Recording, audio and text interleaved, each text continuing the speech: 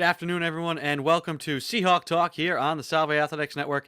I'm your host, Andrew Pizzelli, coming to you live on Facebook, YouTube, and Periscope through Twitter. We are live every single day, 3 to 4 p.m. on those platforms. We've got a great show for you lined up here today. We'll be joined by Rob McGinnis, Jen Foster, Jane Walsh, and Scott Barrett from the Newport Daily News.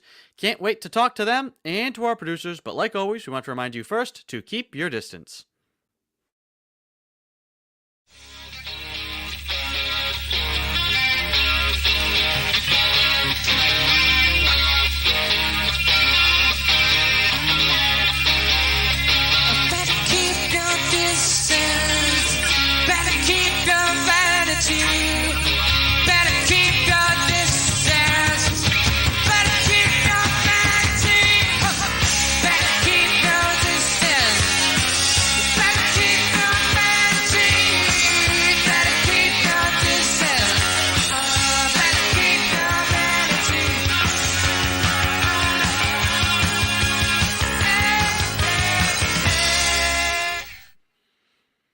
That is Ed Habershaw with his rendition of Keep Your Distance by The Shake, a Rhode Island-based band with a message that we can apply worldwide. Social distancing, hand washing, mask wearing, we talk all about it each and every day here on the program, and we're going to continue to do so and continue to remind everybody to do those simple and easy things. I want to bring in the producers now, Joey Morelli and Mike DeFusco, to help lead us off here on a Wednesday. Fellas, how are we doing? Doing well today, but I feel kind of like Joey. I'm a little chilly. That's why I got this big sweatshirt on right now. It's cold here. Did I say that out loud earlier? Turn the heat on. No, just like I feel like you're always cold there, Joey, when you're back. It was cold here. I see the... Was your window open? I just saw the blinds move. No, that was my dog. That's why I'm looking. Oh, okay. Like it's either the wind, a pet, or like a specter. No, yeah, she's walking around over there. Yeah, because I saw it in my camera, and I went, oh, she's coming over there. We were talking about horror shows before. That's like a horror show where you're like, well, all of a sudden I see, coming at me. Fellas, what do we have here from each of you to start off today's program? Well, I feel like I've been hammering like this Santa theme, Christmas theme a lot lately. So today there's another little charity I wanted to highlight, Toys for Tots. More of a Christmas story here. You can go to any of these locations and donate, and there is a long list here on the Newport patch, and it's longer. I'll scroll down a bit. But if you go to Newport patch, you can find all these. And I mean, this list goes pretty much down for another 5 or 6 scrolls, so I'll just stop right there. And there's like a bunch of places you can go. There's really no excuse not to donate your toys. So again, if you have any extra, give them to some kids who need them this Christmas. Does it list out in there? Does it talk about like the criteria or anything like that, like what you can't donate, what they're looking for, that sort of thing? I think they're looking for, pretty much any old toys. I didn't see any restrictions. I know they're obviously going to be doing like the social distance when you go donate in line and everything. But from place to place, I'm sure that will vary. And then as far as gifts, probably aiming more for, like I'd say like 6 to like 15 years old, like just more of like that kind of age group, just, fun toys for them to get through. It doesn't have to be anything big, just a little something if you have any old stuff. I know I have a bunch of old stuff, so I'll probably try to stop by sometime before Christmas. Are you guys, kind of along the lines of gifts? I mean, this year's a little different because, we kind of all have nothing better to do than shop online. But usually, are you guys like you might buy a Christmas gift in July, you see something and you're like, oh, saving that for Christmas? Or is it like, 'twas the night before Christmas and Joey and Mike are still in the mall getting Christmas gifts? Yeah. The second option. I don't know. Unless it's like something I'm like, oh, that's like perfect, like that will like it has to be like a really like just special item, limited time and or a really good price, or otherwise I'm like, I gotta wait. It'll still be there. It'll be there when I come back. Yeah, I usually always procrastinated on the buying unless I saw something that I was just like, this has to be bought right now. And the problem is, if I have something like that, I'm gonna hate hanging on to it for so long. I'm just gonna want to give it to the person. That's the other thing. I can't hang on to something for that long. One, I have nowhere to hide it, and 2, I'm gonna be like, I can't wait to show you this thing. This year has been a little bit different because it's just so easy. Just add to cart and it's here. So the Christmas shopping started a little earlier this year, but that's because you advised us to do so, Mike. Got to get it done early because of the shipping demand. Yeah, you got to ship it exactly. You got to ship it on time. Yeah, if you're looking, you might want to do that today if you're looking to go ship it out of state because it's going to take a few weeks. And as we learned yesterday, the UPS is fake. It's not real. Stop spreading the fake news, Joey. UPS is not fake. UPS does exist. Against. We don't. You just have a very poor relationship with UPS at the moment. You can't prove to me the UPS is real. Yes, I can. Okay. Joey, on that note, unless you have more propaganda about UPS to smear them with, do you have any other news, notes, or stories to lead off today's program? Yeah, we were talking about this earlier. I was trying to find like something fun, like Newport Daily News, great news. So we got Scott Barrett on later, but like, man, it's all real sad today, and I don't want to talk about the sad news. So I looked on Twitter and I found this amazing concept that Mount Everest is a bit taller than it used to be. I don't know why it's a bit that makes it so funny to me, but it's 0.86 meters taller than it used to be. It's now this many. And apparently Nepal and China like have been arguing about how big a mountain is for a while, which I don't know. No, I'm not gonna question it. That's not my business. But to each their own. Yeah, I this sentence for background, like as if they need to describe what Mount Everest is. Like, you don't know. Like, it's a mountain. It's the tallest mountain, some might say. That's all you need to know. What I want to know... Apparently, here, I see what it is. The Nepalese authorities argue the snow should be counted. Ah. Wow, no, hot button issue over disagree. I'm going to have to disagree there. It's snow. Well, that's like how in New York there's arguments over what's the tallest skyscraper now, because a lot of people like, do you go from like the top floor of the building? Do you go from like the spire? So like people have been building taller and taller, but then now, something that might be shorter than say like the Freedom Tower is actually the tallest building because they put like a 250-foot spire on top of it to make it the tallest thing. It's like at that point, if you're like gluing toothpicks, like one more, it's taller. Does that really count? What I want to know for this story, Joey, is like, how do you quantify? It's clearly it's a very scientific process. I believe they have to use satellites, to try and figure out the height. It's not like a guy running up the mountain, with a tape measure. It'd be at an angle. It'd be so it's a highly scientific process, and yet they use the word, as you said, a bit. Like what scientifically? How do you quantify a bit? Okay, wow. Is it relative? Is like if Mount Everest grows 100 feet, that's a bit. Whereas if I grew 1 foot, that's a lot for me, as opposed to the mountain growing a foot. I think. How do you quantify a bit scientifically? Well, we all know bits are a computer measurement, so clearly the processing capacity of the mountain is what got bigger. But it is like 3 feet roughly. Mount Everest is a supercomputer. You got the conspiracy theories, anyways, Joey. It's like what, like 2.5 feet is like is how much it grew. So like relative to what, nearly 30,000 feet. That's nothing. That's a 1/10,000th. I don't know. I'm bad at math, but it's a very small amount. So a bit accurate, but yeah, it's not scientific. Definitely. It's taller because somebody put a monolith at the top, and that's what they're measuring from now.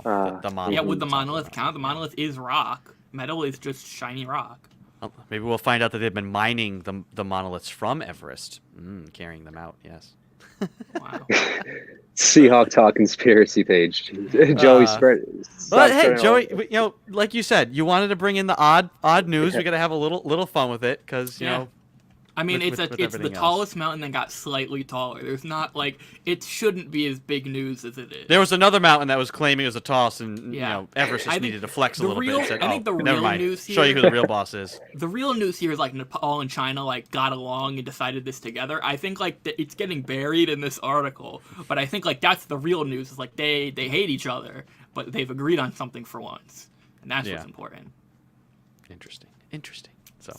All right, fellas, I'm going to let you guys get to work producing the show. Great stuff as always, and we'll talk to you again at the end of the program. All right.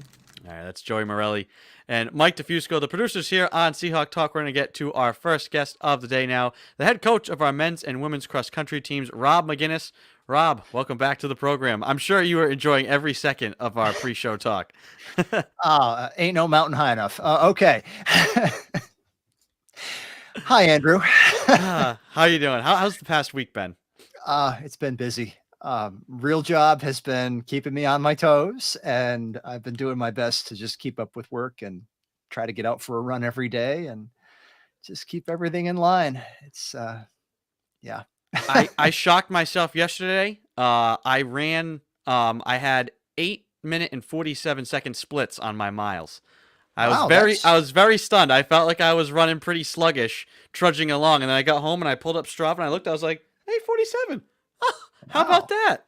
That's considerably faster than your usual running pace. Am I right? Yeah. The last time I went out, I was like close to 10. So it must have just been the day. I also have new inner soles that I put in the shoes. Those seem to make a difference. I was well fed. I had a normal day of eating in the morning.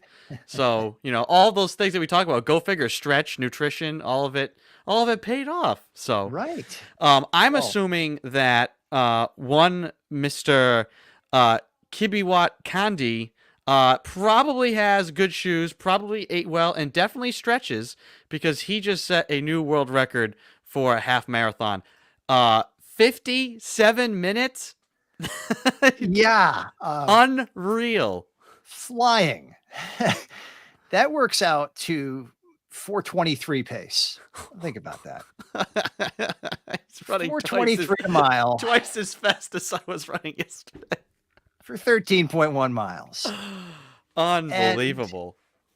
And the Valencia Marathon is really interesting this year, Andrew, more so than usual, because a lot of the elites around the world have had no chance to race because of the pandemic. And we talked about the London Marathon a couple of episodes ago when they were sequestering everyone and running a looping course. And now we saw this super elite field in Spain. And Kibiwat Kandi, 4:23 pace, breaks the half marathon record by 29 seconds. Not only that, the guys who finished second, third, and fourth also broke the previous marathon world record. So this field was loaded. Yeah. I see a note from our producers. How does this compare to the speed of the little kid? I think that guy was running about 11 or 12 minutes a mile. So he would have been behind the pace just by a little bit, but he was also like 7 years old. So I think we'll forgive him that. Really impressive performance on the men's side there. Their pace, looking at the recap of the race, they went out at a really aggressive clip. They were out to 13:37 for their opening 5K, and they split 10K at 27:25. It's just amazing. These guys were flying. And that's just the men's half marathon field. The women's race was also a pretty high caliber affair in the half. I think Genzibi Dibaba of Ethiopia won that one 65:18, which is another lightning fast performance. And then Emily Sisson, whom we know from Providence, she was going for the American record in the half and missed it by 1 second. 1 second. How frustrating. Great effort. 67:26 is a lightning fast time. Missed it by 1 second. So Molly Huddle, whom we also know from Providence, holds on to a record, at least for now. Yeah, the half marathon was just king in Valencia. Well, I'm looking too at these shoes, Rob. I mean, these seem like they got a really thick, padding on these. Do you have, if you're gonna run that fat, do you have to have like special shoes to run? I mean, I know some of these guys have run barefoot, like no joke, in the past. Some of these runners, but do you need to at that point like wear special shoes because your feet are just taking? It's just so punishing. There's some debate here, Andrew. I think, and I can't really tell from the picture because I'm kind of leaning in and looking at my monitor. That might be a Hoka. I can't tell. There's a couple of competitors that make similar models that have a lot of cushioning, and some distance runners really do favor those. And there are others who go to the other extreme where they will wear ultralight, minimal racing shoes that have almost nothing between your foot and the ground. And, You've seen very fast races in both types of footwear. So I think it boils down to preference. And then, of course, if these guys are endorsed athletes, they're going to wear what the sneaker company recommends that they wear. True. But yeah, that's something to be said for the extra padding in that shoe. If you put up a 57.32 with the extra cushioning, it certainly didn't slow him down. Yeah, I don't know. Then you've got the shoes out there with the carbon fiber inserts, which are a source of much controversy because of the alleged rebound effect from when you hit the ground. Oh, like springing. Yeah. Nike's got one. A couple of their competitors do too. And I've heard that there's an analysis out there somewhere. I think the New York Times did it a few years ago, and they took data that was in Strava, and they looked at the race distance and the type of shoe that the runner wore while completing those times. And they noted that there was a difference for the carbon fiber insert shoes compared to some of the others, but those are like $300 a pair, and they wear out after about 100 miles because the metal insert is it's spent at that point. So all these shoes have a different shelf life once they're out in service on the roads. Huh. I also think if you're running this fast, you have to wear shoes that aren't going to catch fire easily because as you like, I wonder if that's a Mythbusters. If Mythbusters have ever done that, how fast you'd have to run to set your shoes on fire. Definitely has this. I've never run that fast and never will even approach those speeds if it exists. Friction is a real thing, and a hot spot when you're running a race is never pleasant. I've had a few of those at much slower paces than the elites are putting up, and those hurt. A hot spot, so legitimately, like your foot might have a spot from rubbing in the shoe that starts to heat up. Oh, that's incredible! I didn't know about that. Starts to heat up, and ultimately you wind up with a blister or something there. But yeah, the friction, especially if you're wearing a shoe with a little less between your foot and the ground, if it's rubbing the wrong way, that can make that race feel a lot longer than it is. Yep. Yeah. No, blisters. You start thinking, is there a rock in my shoe? Oh no, that's just exposed skin. Great. Oh, that's my foot. Yeah. Lovely. This other story, Rob, is another. Yeah. It's kind of along the lines of we've said. There's been so much. We're talking about how tall Mount Everest is because we're trying to stay away from the bad news. But there's just as much good news, and people doing amazing things during this time. And this is just another one. And we've seen a number of different things like this, people running for causes or racing for causes. And this one, just another great one, teacher raising money for a STEM department. It's just unbelievable. I like this one. This story's out of Chicago. And there's a teacher named Michael Mancini. He teaches English. He's the school's strength and conditioning coach, a former football player by design. So he's not a distance runner by trade. But he decided that the school should have a STEM department, so science, technology, education, and math. They want to make sure that there's coding classes and robotics and that kind of stuff. He's looking to raise $250,000 to fund a couple of teaching positions and a lab at the school. And initially, he had hoped to do that by way of a Boston Marathon fundraising attempt. But of course, there was no Boston Marathon this year due to the pandemic. Yeah. So he had decided that he was going to do something there in Bronzeville, in Chicago, in the neighborhood where the school is. And he's up to $9,000 raised so far. But I mean, what a selfless guy. Like, he's already on the teaching staff there. This school is not one known for its academic performance. It's one of the underperforming schools in the state, from what I've read. And here's someone who's putting his body on the line to go raise funds to try to improve the quality of the education that's being offered to those students. So I guess the marathon is scheduled for next May 15th. So he's got some time between now and then. And he's already starting to see some support from corporate donors who are offering up equipment for the lab and that kind of stuff. But I hope they get it, because this is a really good cause and for a really deserving population of students. Awesome. Rob, you find these great stories every single week. Now, is it simply through the effort of digging and looking, or are there like aggregate sites for running stories? Where do you go to get your running news like this? Oh, I just go out and search every Wednesday, Andrew, because I think, what are we going to talk about on Seahawk Talk if I don't have a time trial or something related to the team? And fortunately, there are enough news outlets out there that cover running in some way, shape, or form that these stories keep coming up. And I'll keep bringing them as long as we've got time to fill. Yeah, but these are good stories. There's some good people out in the world who are using their running to accomplish nice things for people. And I think that's worth pointing out. Do you share running memes? Are you a meme guy? Occasionally, You it has, dabble in running memes? yeah, it has to be a really good one though.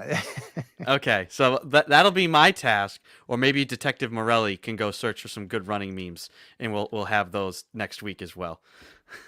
I look forward to it. All right, Rob, thanks for taking the time. As always, love the stuff you bring to the table. Glad you're doing well, and we'll catch up again next week. Thanks, Andrew. Talk to you soon. All right, take it easy now. That's Rob McGinnis, the head coach of our men's and women's cross country teams. We're going to go next to the head coach of our field hockey team, Jen Foster. Coach, how you doing? Hi, Andrew. How are you? Good. Everybody's kind of in the swing of recruiting as best they can. So I guess kind of give an update on where you are with the team in recruiting and what you're able to do currently. Yes, a lot of it's become virtual. Recently, there's been some big events down in Virginia, Shooting Stars for Thanksgiving. So we were able to watch that virtually, which was awesome to start seeing some 2022s in action. I know that would be an event we would have loved to be at in person, but that's really helped us start getting a jump start on the 2022s. 2021s, we have several commits for next year that will be coming in and trying out. We are waiting, and more acceptances are going out daily. So we're excited to, have those conversations with those players and just see where they're at with the decisions. We're not looking for a very large freshman class next year, just because, we only have 3 seniors this year and a bigger group of returners, but it doesn't mean the recruiting stops. Obviously, we will give everyone that opportunity to try out if they think Salve is the right place to be, academically and socially and everything. So yeah, it's been a lot different recruiting, but I think we've perfected the Zoom in terms of talking, player to coach, and also getting some of our players involved and speaking with some of our recruits and getting their questions asked. We did a few of those last week that I think were very helpful, just for our players to share their experience. I know a lot of our recruits have watched SeahawkTalk as well and heard from our players and, just what it's like to be a student athlete here. So using SeahawkTalk definitely in the recruiting, but, just being a lot of virtual, options to kind of expand, our list as we kind of move to the 2022s in high school class. Yeah. I spoke with the other Coach Foster, Sean, about this on Friday, about how using alumni, because you might get, people, hey, I'm so-and-so, I played ball with this kid, I saw this kid locally. Have you had maybe an influx more of that, or maybe relied a little bit more on, yeah, somebody texted me about some kid, maybe I'll get back to it, but now, because you can't get out to some of these places, have you had any more of those, like a former player or somebody reach out to you, be like, hey, I'm in Virginia, and there's this kid I saw. Would you be interested? Has there been any more of that kind of looking under every stone, so to speak? Yes, definitely. Obviously, Allie Daly that was on last week. We've spoken to her a lot. We've got some interest up in her area and that conference that she plays in. Helen Price, who's on the Cape. I've talked to her about some Cape players. Definitely put out feelers. Obviously, club coaches, we really stay into is trying to reach out to them, get their feel, and high school coaches. So, obviously want to see play, but we also want to look into character. I think that's something that I've been able to do a little more diving into this year, where we haven't been able to get on person. Now we really need to find out, well, what's their character like, how they fit in with our team. So yeah, ask around as much as you can, get the inside scoop, especially with games that we can't get to. Yeah. What's the number one thing you look for in a recruit? Geez, number one, there's a lot, honestly. Obviously, skill set is important, but I do think character and just what they're going to bring to our team. We have a very close-knit group of girls, and we want to keep it that way. We want players that are going to come in, work hard, have a team-first attitude, and are driven to get better. With Division III, with the way the rules are, I can only be with them so many weeks out of the year. So really need a player that's driven to work hard in the off season, doesn't need a coach or, a teammate always dragging her out, to get on the field and do the reps and stuff like that. So, someone that's definitely motivated intrinsically, and, can get out there and put the reps in and, want to get better for the team and for herself. Yeah. Do you feel it's easier having to do so much of this stuff virtually now, as opposed to some people were getting a crash course in it in the spring, and that you're more prepared now to just say, oh, well, this is the way we're doing things. Athletes are also just prepared, well, this is the way we're doing things. So it's easier to go through that process now than it was earlier. We've adjusted. I think Zoom is a great feature. You get to sit at least face to face and talk with a lot of players. Some that wouldn't necessarily be able to travel during the school week to come visit campus. They've been able to, meet with me and do individually, and that's been really important. So it's been good. I've got my son in here causing a face. Here, we can do it. It's all good. We're a family program. Yeah. We always never a dull moment here in this house. Nope. Yeah, we I don't know if you heard, Jen, we were talking about Christmas shopping earlier on in the program about, whether me, Joey, and Mike, the producers, do you get your shopping out of the way early? Do you buy gifts in July for Christmas, or do you do it at the last minute? I'm guessing you guys have probably been trying to knock out that Christmas shopping nice and Yes, early, we try to right? knock it out. I did see the show yesterday about the Santa tracker in Newport, and that's a very popular item with our kids. That'll be next Tuesday in our neighborhood. So yeah, getting presents, spread out, but Santa's a very important visitor in our neighborhood. So I saw that on your show yesterday. To go back to recruiting, what do you Yes. remember most about your recruitment process? Oh, well, I ended up transferring after my freshman year. So I think if I could go back to my senior year of high school, I wish I explored a little bit more and had a little bit more confidence in my play. I didn't get a whole lot of guidance at first, coming out of high school. So, I enjoyed my freshman year, especially field hockey wise. It was a great experience, but I wish I explored a little bit more about the academic and social piece of being on a college campus. I do think that's a very important part. So, and then my second time around looking at schools, I looked at a lot of Division twos and really got to explore a little bit more what that would look like, and fell in love with Bryant. They had a great up and coming program. So, I really stress with recruits, make sure you're exploring school as a whole, not just for field hockey, because that can go away in a heartbeat, an injury or something like that. So, making sure you love, academics, social, any other extracurriculars you want to be a part of. And then obviously field hockey should be a big piece of it too, but it's not the end all be all. So, if I could go back to my 17-year-old self, my senior year of high school, I would have said, have a little more confidence to explore. I was a little quick to jump, but it wasn't, I think it all led me to where I needed to be. The coach I had my freshman year actually helped me get this job. She was very instrumental in speaking with the AD at the time about my, interest in this position. So it did all work out. But, I wish I had just done a little more exploring from the front end. Yeah. Does it help these kids now that, you have the internet? You could just look up a whole bunch of schools and find out about them and see where they are. We had the internet when I was looking for schools, yes, but I remember I had this book that had a list of colleges, and it had the sports they offered, the majors they offered, and I by hand, because we had dial-up at home. That was Yes, not gonna yep. help. So I was the Google searching. It was faster to go look in the book than to search on the internet. And I just pulled up a whole bunch of names of colleges that sounded interesting, and I saw them when I went to them. Yeah. Now kids can see campus through virtual tours and Instagram. Kids have so much more opportunity to explore, like you were saying, and should really take advantage of it. Yeah, definitely. I think the virtual piece is great, but getting on in campus on person, even talking, if you want to be on a sports team, talking to the actual athletes.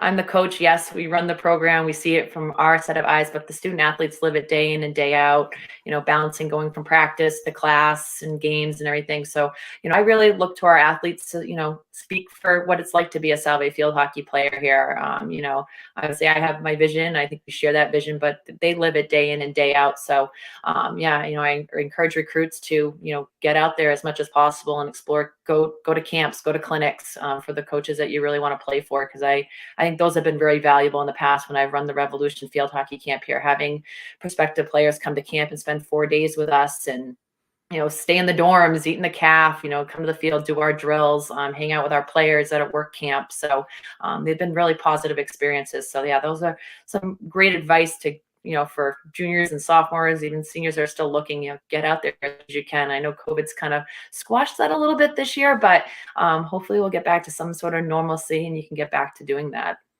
Yeah. Lastly, Jen, the Seahawks Take Flight campaign has wrapped up for every team. Talk about how successful it was for your program. We did really well. We did it back in March, right around when COVID had started. We did another campaign. So to do it again, so many months later, I wasn't sure how it was going to go, but we, obviously our parent support's always there. We have some great parents within our program that, donated. But I was really happy with the number of alums that contributed. We had a variety of years come out and donate as much as they could. And every dollar helps us, put on different programming for our players. We've done ropes courses. We've taken them up for special dinners. So I was really happy to, see our alums giving back to, a program that meant a lot to them, but also the family and friend support that we saw from all our players was really great. And we look forward to figuring out how we want to use that in the upcoming season for sure. Awesome. Jen, glad you're doing well. I know you're busy, so I won't keep you any longer. I'll let you get back to another full-time job. So Yes, thank you for taking the time here today. All right, Look thank forward you, to Andrew. catching Have up a with you great next day. week. Take it easy now. Yes. That's Jen Foster, the head coach of our field hockey team. We're going to go next to the head coach of our women's soccer team, Jane Walsh. Jane, welcome back to the show. How are you? And you are on mute, Miss Walsh. Woo!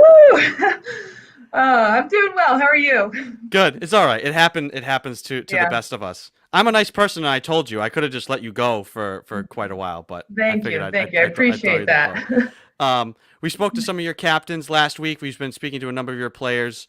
It's been a while since we caught up with you. Tell us where your program's at. How's the last couple of weeks been with the soccer team? Yeah, so things have been going well. So, overall, obviously, most of the team is at home now and kind of transitioning to the end of the semester and into finals. And so, specific soccer related things have been kind of on a little bit of a down low, I guess you could say. We have been having weekly team meetings via Zoom, so that's been really fun. The main purpose of those meetings have been to just kind of connect as a team and keep us together, and just that little reminder, like, I know this is a weird time and we're not here together, but in a normal year we would be, and so we still have to focus on soccer related things. And actually last night we had our last team meeting before winter break, and it was a great meeting. At least from my perspective, we talked about a lot of interesting topics from our winter training programs and what that's going to look like, and then also some mental health related topics as well. And it was just a really good conversation from top to bottom. Awesome. How is the recruiting going?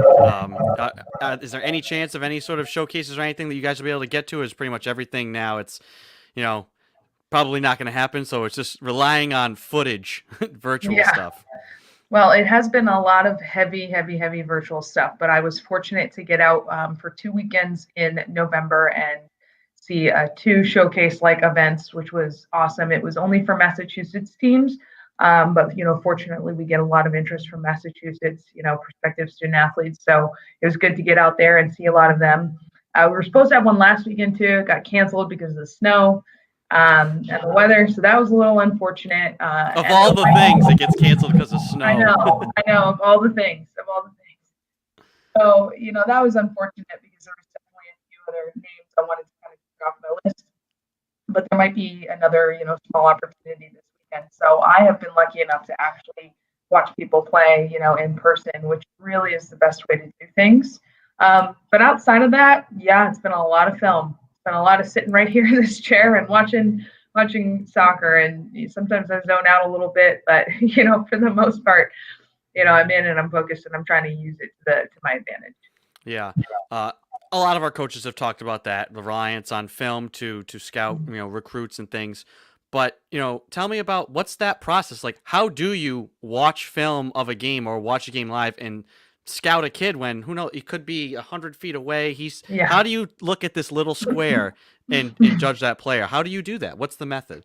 Yeah, so it totally depends. I really start by telling the recruits, hey, listen, don't give me film where you're way across the field and you're half an inch tall and I can't see what you're doing and whatnot. Try to find film where you're up front. Maybe you're on the sideline that the camera's on, or just at least so that it's a good angle. That's the first thing. The second thing I tell them is make sure that, it's good footage, that it's actually following the play. I don't want to see your feet dribbling the ball. I want to see the whole field, that kind of thing. So that's been the first thing that I've had to do, is really get pretty specific as to what I'm looking for the film. But sometimes that doesn't always happen. So it just takes a lot of patience and really watching the film and trying to pick out those certain points that I would in person. I'm not always successful with it because of, like you said, because of the quality of the footage. But we do our best. We do what we can. I've relied heavily on coaches' recommendations as well, and just really lots of good communication with the student athletes or potential student athletes. So I've been fairly successful with it so far. Yeah. What do you remember most from your recruitment process? So totally different route than a lot of people, but still a common route. I was actually a walk-on. So I started my career at URI, not playing soccer, and decided that I missed it and missed the sport, and I wanted to go and play. And so I contacted the coaches at Big Keene State through a friend who was on that team. Met with Irish up there, and just kind of on a few conversations, and the good recommendation from my friend. Irish said, "Okay, come on board. You can try out as a walk-on. We'll see what you can do." And it was tough. I was in the process of recovering from an ACL reconstruction. So literally like 8 months after the reconstruction, I was out there trying out, and it was tough. But fortunately, I made the team. So not necessarily a traditional process, but pretty common, I would say, amongst a lot of student athletes. What was that like? Because recovering from those types of injuries, the biggest hurdle is that last bit. It's the mental hurdle of being able to move and play with confidence. You're trying to walk your way onto a team. You can't be holding anything back. Was that kind of a scary moment? Were you fearful of I want to make this team, but do I want to blow out my ACL again in the process? And then even if I make the team, it's well, now I've hurt myself. Yeah, maybe, I don't know, maybe it wasn't the smartest approach, but I just wanted it. And I said, I don't care. I'm just going to go do it, and it was healed enough. I did have a brace, but it was clunky, so I didn't even wear it. I was slowed down a little bit. I wasn't as strong on that side, but I just wanted it so badly. And honestly, the thought didn't even really cross my mind of, I might hurt myself again. So hence why I've had a few injuries since. How many now, have you hurt that same knee multiple times? Is it the same knee that keeps, because I have knee issues as well, and it's a recurring thing. Once the knees start to go, they just are forever. It's like a car. They just will keep breaking down over and over. Has it been the same knee that's giving you problems, or is it like the rest of us, just general wear and tear all over the place? Yeah, it's pretty much all over the place. I've had both knees done. I've had some cartilage repair, and then most recently I ruptured my Achilles. So just I'm done. I've reached my quota on injuries. You guys recently had Seahawks Take Flight, the fundraising campaign wrap up. Talk about how that went for your team. Yeah, it went really well. I think it was challenging for the team just because everything is so virtual, and getting a firm, full grasp of exactly what we're going to do with the money, and I know what we're going to do with it, but just to get them fully on board when we're kind of remote anyways, and we're already so unsure of the future.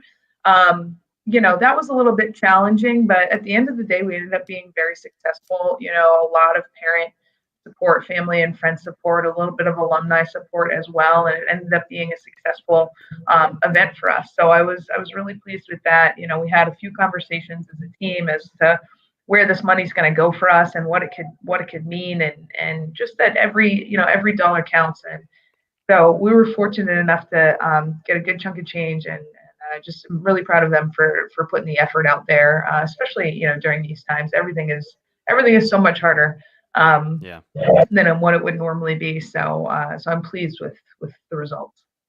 Awesome. Jane, last question. I can see some Christmas lights there. Yes. So I'm wondering, is that just one spot, or have you delved fully into holiday spirit? Everybody seems to have jumped into it faster than normal. So it's is the whole house already Christmased up? Are you ready to go? Holiday spirit, here we come. Oh yeah, we're ready. We were ready the day after Thanksgiving, which is unusual because I don't normally get ahead of the game that well, but obviously, a little bit less to do at the moment. So I was able to focus more on the decorating, and I'm ready. Bring it on. How many Christmas movies have you watched already? Christmas what? How many? Christmas movies have you watched already? You know what? I'll be honest. I haven't watched any, but I have listened to a lot of Christmas music. So what is it? 105.1 on the radio right now of Christmas tunes. They've been having Christmas 24/7. music since the 4th of July. Yeah, seriously. So. I couldn't listen to that station prior to Thanksgiving. I said I have to wait until after Thanksgiving, and then I can get into the Christmas spirit. So. Awesome. Well, keep Christmas movies in mind because it's a little bit of a tease. I think next week, in anticipation, as we ramp up towards Christmas here on the Seahawk Talk program, we may be trying to get people's opinions on maybe their top 5 Christmas movies. Oh. Just maybe put that in the back of the mind. Think on it. You got it. You got it. Maybe we'll talk more about that next week. Sounds good. All right. Take it easy, Jane. Thank you. That is Jane Walsh, the head coach of our women's soccer team. We're going to go next. We talk about his material all the time here on the show. Friend of the program, Scott Barrett from the Newport Daily News. Welcome back to the show, Scott. How are we? Thank you guys for having me. How are you? Good. Last time we spoke, when you're here on the program, we didn't know if there was even going to be competitions happening at all in the state of Rhode Island. We did get some high school action. What did that mean to be able to get out there and cover the high school seasons and what they were able to accomplish this year? It was short. It was a short season, but it was a great season. It was these kids got something, which is comparative to the spring where all the kids who were playing baseball and lacrosse and track, they didn't get anything. That season was completely stolen. So the season started in October. They played like a 6-game season. There were championships held. I mean, and it didn't go without their snags. You look at the Tiverton boys and girls seasons were halted because of COVID cases. Something that was really out of their control. They had played teams who had a player who tested positive, and they were forced to quarantine. They were forced to not only sit out the season because that was the last game of the year. But they had to quarantine out of school as well. It was tough. It was the risk they took and they knew. And you know what? The kids handled it really well. They handled it better than high school kids normally would handle that situation. Like, you got to be pretty mature. It's, if someone says, and the girls, the Tiverton girls, they were undefeated, and they were the 2-time division champs. And it was just like that. It was one day. They beat a team on Saturday. They were told on Sunday that someone who played in that game tested positive on Sunday. And guess what? Season's over. And for you seniors, your careers are over. And they handled it really well, like really just mature. Yeah. Is that impressed you the most? It's impressed me that it seems the younger the people are, they've handled it better. Like I have little cousins who are 8 and 9, and it seems like some of this has like completely not phased them at all, and they're just told, "Oh, we got to wear a mask now to go to this, and this is the thing that's happening." Has that been impressive? And I've seen high school athletes, same deal, like having so much maturity and perspective of the situation, which is really impressive. Right. And, a lot of times, it's with high school kids, it's me. But no, I mean, I think a lot of the kids that I've talked to have really put things in perspective because, this is something that nobody's ever dealt with in their lives. And, and yes, high school soccer or high school baseball or high school football and the Super Bowl and Thanksgiving Day games mean a lot to everybody. But, they realize, I think that, people are dying and people are really sick, and they're putting it in perspective in a way that's beyond their years. At least the kids that I've talked to. Yeah, for you as somebody who's working for an organization that's providing the news, you're trying to give people information and tell stories. Do you ever step back and think like, this is something that's so historic and monumental, and sometimes we lose sight of it. It's a horrible thing that's happening, but it's one of those things that's going to be talked about for generations. Do you realize like, wow, I'm part of the storytelling arm of this whole thing? Not necessarily trying to put a spin on it, but that people are going to look back and, you're the one who's writing down and telling the stories of what is happening right now. Well, not right now. It's like when you ask a pro athlete to talk about their stats right now or their legacy right now. Like, I mean, we're doing this day after day after day. Yeah. And again, I don't even think it's going to be me that's going to notice what's going to happen 20 years. It's going to be the people who, look back at what we did 20 years from now, who are going to, like those are the people who are going to be like, wow, like I can't believe that happened. For us, it's day after day. We're just looking for stories. We're blinders. We do. You look under every rock and try to find the story that maybe somebody else didn't find and tell it. And, some of the stories, we talked about this last time, some of the stories that have come out of this have been, there have been sad stories, but, one of your producers said it was all bad news today. You're going to get those days every The news is the news. The news is the news. But you know what? I mean, some of the stories that have come out of this thing have it just warms your heart. Like it's like, man, these are really great people who live here, like who live right around us and are doing these great things. Yeah, no, it has been incredible, and we've said that numerous times on the show. Most of the articles we're pulling from Newport Daily, and we've said that throughout all the bad. It seems there's also been the people who have risen to the occasion of compassion and giving and trying to help and do all these sorts of things. So we try to highlight those as often as we can. Do you feel like there's been this hyper focus on the local, whether by necessity people have to stay local, they can't go anywhere else, or just kind of wanting to help out local businesses and communities through this time? Do you feel like you've seen that reflected in your viewership and readership, that people have been coming to you guys more than before, trying to get just that local, most relevant information for where they are?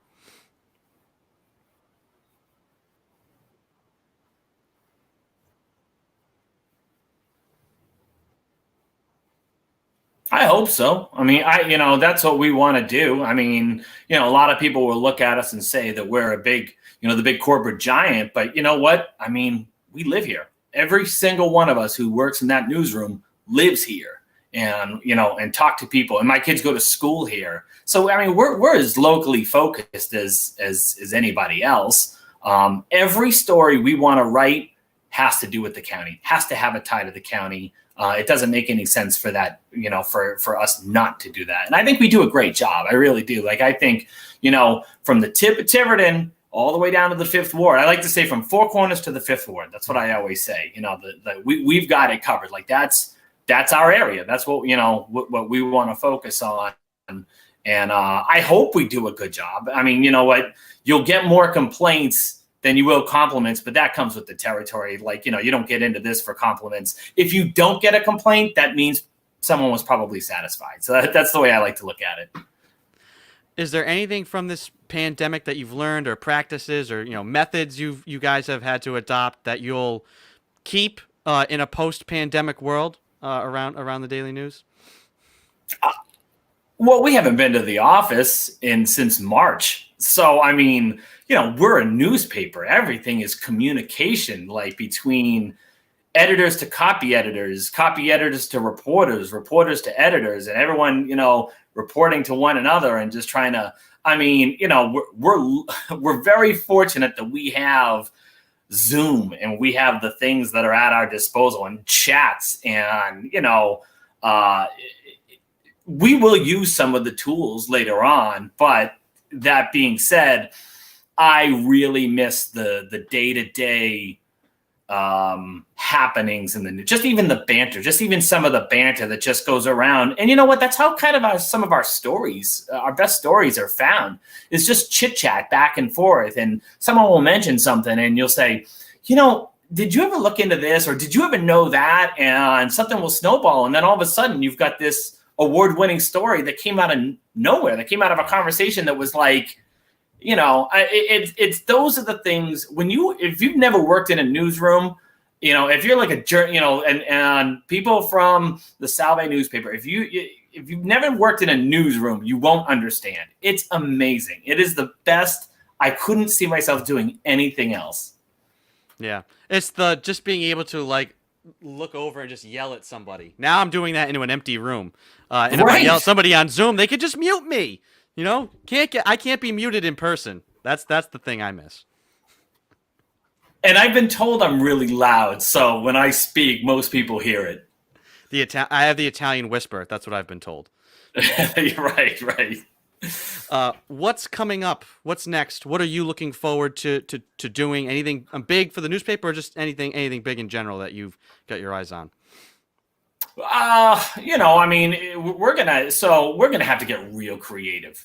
I mean, I was reading an Eric Rube story. I don't know if you know Eric Rube. He's the high school guru for the Providence Journal, and he was saying the best case scenario, winter sports start December 14th. Well, I don't think that's going to happen as we're in this pause, and who knows, this pause could end up going on. For us, for sports, we're going to have to get real creative. I mean, look at you guys. I mean, you guys do this hour-long program. I catch it every single day. Maybe not all of it, but I at least, tune in every single day, mostly to see Ed, sing that song at the beginning, which the shake. I never missed that. But I mean, we got to come up. We got to come up with something. We got to get creative. We got to figure this out, because if these sports aren't going to happen, we need to keep readers engaged. We need to let people know that we got to dig for the stories. Yeah, is that why you're doing the people submit their stories for the top 5? You're just trying to crowdsource here some ideas. You know what? This is the part about being a local newspaper, though, is to say we want reader engagement. Like, you're part of this community. We're part of this community. What do you think? What do you think is happening out there? Tell us. Never hesitate to drop me an email. If you got a story idea, if you got a news tip, if you got anything, you just want to say hello, you want to say I like this story, you want to say I hated that story, do it. Do not hesitate to email me. With anything you have going on, because like I said, it could be the smallest little thing, and then it turns into the biggest story, the most fun story out there. Awesome. If I bring you a Pulitzer Prize winning story, do we get to split a prize? Sure. You know what? I'll give you the Pulitzer Prize for it. You probably actually you probably have too many trophies on your mantle anyway, from your high school football days. Yeah, no trophies. No. I got a nice black jersey, but no trophies. Right. Scott, thank you so much. One, for being a friend of the program, and tuning in. But thank you for taking the time to come on here and talk a little local action. It's good to always remind everybody that we're Seahawk Talk, but Salve's in Newport, and so a lot of Newport things are related to Salve things. So it's always good to constantly keep that bridge. So thank you for taking the time. Pleasure is mine, guys. Thank you so much. See you next time. All right, that's Scott Barrett from the Newport Daily News. We're going to take a short break and be right back with the producers to wrap up today's program. Don't go anywhere.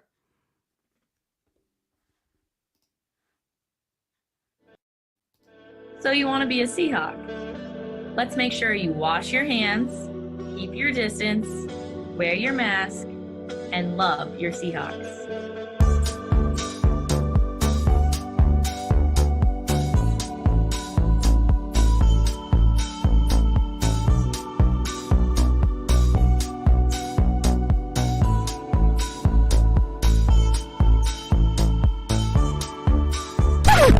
Sammy, no mask?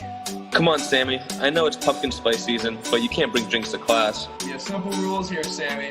Get out. Come back when you can follow them. You gotta take care of yourself and others, even if you are Sammy the Seahawk.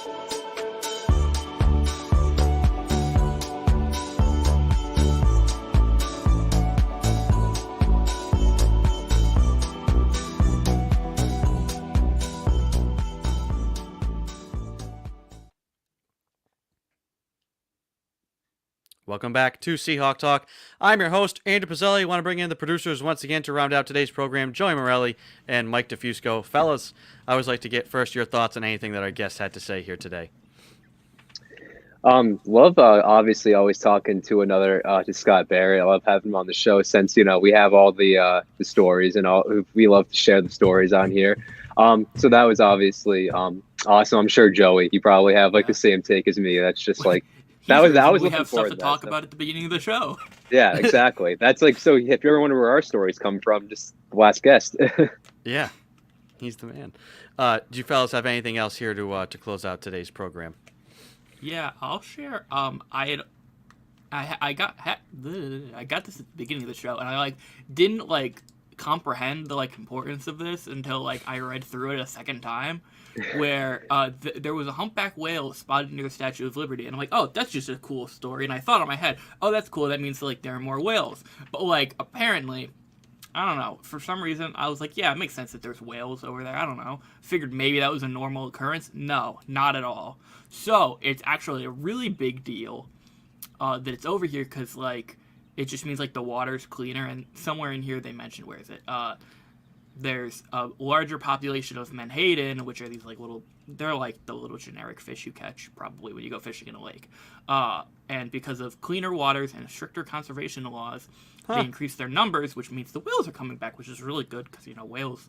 I don't know if humpback whales specifically are endangered. I just kind of blanket assume all whales are endangered. Unless, like, said otherwise. People did a number on the whale population. Yeah, in general. We really did. So, like, but here's a video. There was a lady, she was out birding, she said, bird watching, and she saw the opposite of a bird. Very big and underwater. You really can't get less bird than a whale.